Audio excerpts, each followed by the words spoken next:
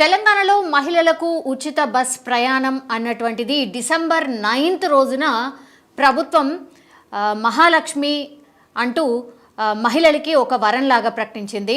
అయితే అప్పటి నుంచి మనందరికీ తెలుసు ఫ్రీ జర్నీని ఎట్లా యూజ్ చేస్తున్నారు అండ్ దాని అబ్జర్వేషన్ కంప్లీట్లీ ఒక 15 రోజుల పాటు ఉండబోతోంది అని రవాణా శాఖ కావచ్చు, లేదంటే ఆర్టీసీ ఎండి ఎవరైతే ఉన్నారో సజ్జనార్ కూడా కంప్లీట్గా మేము ఒక అబ్జర్వేషన్ అండ్ దాని రిపోర్ట్ ఎవ్రీథింగ్ తీసుకున్న తర్వాత ఎట్లాంటి డిసిషన్స్ తీసుకోవాలి, మరి నియమ నిబంధనల్లో ఏమైనా మార్పులు చేర్పులు చేయాలా, ఇట్లాంటి విషయాలు కూడా మాట్లాడిన విషయం మనందరికీ తెలిసిందే.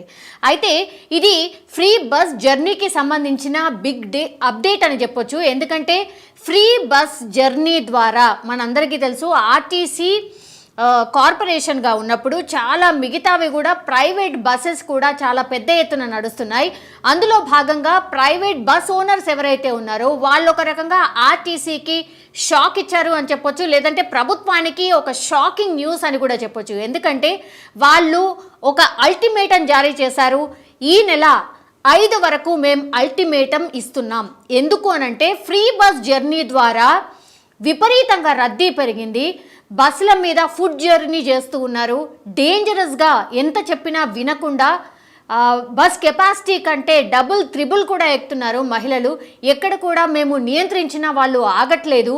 మా బస్సులు కేవలం 15 రోజులైంది ఈ స్కీమ్ ఇంప్లిమెంట్ చేసి, కానీ మా బస్సుల పరిస్థితి చాలా దారుణంగా తయారైపోయింది. మాకు ఇస్తున్నటువంటి పేమెంట్స్ అలాగే ఉన్నాయి, కానీ ఇట్లా ఫ్రీ బస్ జర్నీ తర్వాత కంప్లీట్గా ఆ రష్ అంతా పెరిగింది. డబుల్ త్రిబుల్ కెపాసిటీతోని బస్ అంతా ఫుల్ అయి వెళ్తోంది. అండ్ ఎవరినన్నా ఎక్కద్దు ఆర్ మీరు నెక్స్ట్ బస్లో రండి అంటే వినే పరిస్థితి కూడా లేదు. ఎందుకంటే మహిళలు వారించి మరీ ఎక్కుతున్నారట. ఫ్రీ బస్ జర్నీ గవర్నమెంట్ ఇచ్చింది, మీకెందుకు, మేము ఎక్కుతాం అన్నటువంటి విషయాన్ని చాలా స్పష్టంగా చెప్తున్నారట. దానివల్ల మా బస్సెస్ అన్నీ పాడైపోతున్నాయి, కంప్లీట్లీ షెడ్లకు వెళ్ళే పరిస్థితి మా బస్సులకు వచ్చింది అన్నటువంటి విషయాన్ని చాలా స్పష్టంగా చెప్తున్నారు.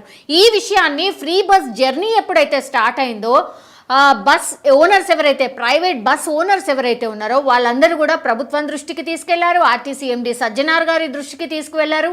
మేము చూస్తున్నాం, దీనికి సంబంధించి పూర్తిగా ఒక నివేదిక తయారు చేస్తున్నాం, దానికి తగ్గట్టుగా మేము గవర్నమెంట్తో కూడా మాట్లాడబోతున్నాం అన్నటువంటి విషయాన్ని ప్రైవేట్ బస్ ఓనర్స్కి కూడా చెప్తున్నారట. కానీ ఇప్పుడు వాళ్ళు వినే పరిస్థితి లేదు. ఎందుకంటే రాబోయేది పండుగల సీజన్, సంక్రాంతికి సంబంధించిన పండుగ రాబోతోంది. చాలామంది సెలవుల కోసం బస్సులు ఎక్కి వెళ్తూ ఉంటారు కాబట్టి ఆ కెపాసిటీ ఇంకా దారుణంగా ఉండబోతోంది. బస్సులో ఎక్కించుకోలేని పరిస్థితి. మా బస్సెస్ చాలా ఘోరమైన సిచ్యువేషన్స్కి వెళ్ళిపోయాయి. ఎందుకంటే అవి నెక్స్ట్ ఇంకా షెడ్లోకి వెళ్ళే పరిస్థితి వచ్చింది. కెపాసిటీకి మించి ప్రయాణికులు ఎక్కుతున్నారు. లేడీస్ని ఎక్కడ కూడా కాదలలేకపోతున్నాం, మాకు చాలా ఇబ్బంది ఉంది, పట్టించుకోండి అన్న విషయాన్ని చాలా రోజులుగా చెప్తున్నాం. అయినా సరే ప్రభుత్వం మరి ఇంకా కూడా ఎట్లాంటి విషయాన్ని చెప్పట్లేదు. కాబట్టి ఇంకా అల్టిమేటం ఇస్తున్నాం. అంటే ఈ నెల 5వ తారీఖు అంటే ఎగ్జాక్ట్లీ ఇంకో 2 రోజుల తర్వాత కానీ మాకు స్పష్టత ఇవ్వకపోతే, ఫ్రీ బస్ జర్నీకి సంబంధించిన స్పష్టత ఇవ్వకపోతే మేమైతే సమ్మెకు దిగబోతున్నాం, ఒక అల్టిమేటం అయితే జారీ చేస్తున్నాం. ఇలా అయితే మేము ప్రైవేట్ బస్సెస్ ఓనర్స్ ఎవరైతే ఉన్నామో మా బస్సుల పరిస్థితి దారుణంగా ఉంది, మేమేదో సంపాదించడానికి కాదు కొంత సేవ చేయడానికే మేము ఈ దీంట్లోకి వచ్చాం, కానీ మా బస్సులు మాత్రం షెడ్లోకి వెళ్ళే పరిస్థితి వచ్చింది, మమ్మల్ని పట్టించుకోండి అంటూ విన్నవించే పరిస్థితి ఇప్పుడు మనకు స్పష్టంగా కనిపిస్తోంది. ఎప్పుడైతే ఫ్రీ బస్ జర్నీ అన్నటువంటి పథకాన్ని ప్రవేశపెట్టారో అప్పటి నుంచి కూడా చాలామంది మహిళలు పెద్ద ఎత్తున పెద్ద సంఖ్యలో బస్సులో జర్నీ చేస్తున్నారు. అండ్ దీని పర్యవసానాలు కూడా మనం చూసాం. అంటే చాలామంది ఆటో డ్రైవర్స్ మా గిరాకీ తగ్గిపోయింది అన్నటువంటి విషయాన్ని చెప్పినటువంటిది. అండ్ వాళ్ళ తర్వాత వాళ్ళు కంప్లీట్ సీఎం రేవంత్ రెడ్డిని కలిసి విన్నవించుకున్నారు. ఇట్లయితే కష్టం, ఫ్రీ బస్ జర్నీ ద్వారా మేము నష్టపోతున్నాం, మా ఫ్యామిలీ రోడ్డు మీద పడిపోయింది అన్నటువంటి విషయాన్ని చెప్పినటువంటి సిచ్యువేషన్. సో ఇవన్నీ కూడా ఇష్యూస్ ఉన్నాయి కాబట్టి మరి గవర్నమెంట్ ఏం చేయబోతోంది? ఇప్పుడు ప్రైవేట్ బస్ ఓనర్స్ అల్టిమేటం ఇచ్చారు. ఎందుకంటే మా బస్సులో ఇట్లాంటి జర్నీస్ చేస్తే చాలా కష్టం, ప్రమాదాలు జరిగే అవకాశం ఉంటుంది, అప్పుడు ఎవరు బాధ్యులు అన్నటువంటి ప్రశ్న కూడా లేవనెత్తున్నారు. ఇంకోవైపు ఏమో ఆటో డ్రైవర్స్ అసంతృప్తిగా ఉన్నారు. ఇంకా చాలామంది మీమ్స్ వస్తున్నాయి దీనిపైన, అసలు అనవసరంగా కూడా జర్నీ చేస్తున్నారు అన్నటువంటి విషయాన్ని విషయాన్ని ఒకటి, అండ్ దాని తర్వాత మగవాళ్ళైతే మేము టికెట్ కొని డబ్బులు పెట్టి నిల్చోవాల్సిన పరిస్థితి వచ్చింది, స్పెషల్గా ఓన్లీ లేడీస్ బస్సెస్ నడపండి అన్నటువంటి విషయాన్ని చెప్తున్నారు. సో అంటే అనవసరంగా చాలా ఎక్కువగా కూడా జర్నీ చేస్తున్నారు, దయచేసి అర్థం చేసుకోండి అన్నటువంటి మాటను కూడా చాలామంది రిక్వెస్ట్ చేస్తున్న పరిస్థితి మనకు స్పష్టంగా కనిపిస్తోంది. సో ఇవన్నీ ఇష్యూస్ ఉన్నాయి కాబట్టి మరి గవర్నమెంట్ దీన్ని ఎట్లా అడ్రస్ చేయబోతోంది, దీన్ని ఎట్లా సాల్వ్ చేయబోతోంది అని ఆలోచించాల్సిన విషయం కనిపిస్తోంది. ఎందుకంటే బస్సులో ఫ్రీ జర్నీపై అద్దె బస్సుల ఓనర్స్ ఒక రకంగా ఆందోళన వ్యక్తం చేస్తున్న సిట్యుయేషన్ ఉంది.